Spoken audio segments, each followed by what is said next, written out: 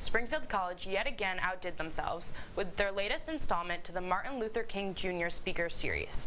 This latest speaker gave insight into his book written around the turbulent 1950s and radical injustice in a small town.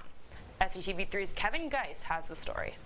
So, 50 years later, I got my hands on the documents that she was never going to get her hands on because they were sealed and hidden. Springfield College was lucky enough to have a Pulitzer Prize-winning author speak on campus Tuesday night.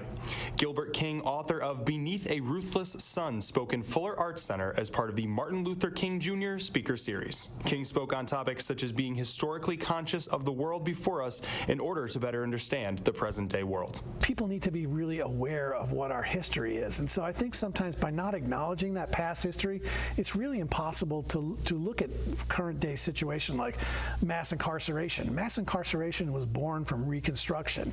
When all of a sudden slavery was no longer legal, the workforce became cheap and expendable. For King, it was more than just telling a story. There was a sense that he was standing on the shoulders of a giant, journalist Mabel Norris Reese, and finishing a story that was long overdue being told. She left so many clues behind. Some of the stuff she didn't even publish. She'd just write in the margins, look into this person, and I'd take that name and run with it.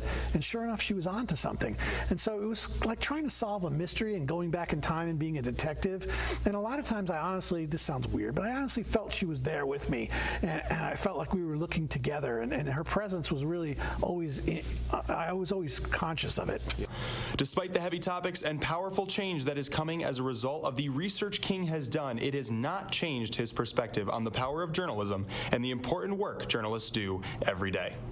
For SCTV3, I'm Kevin Geis.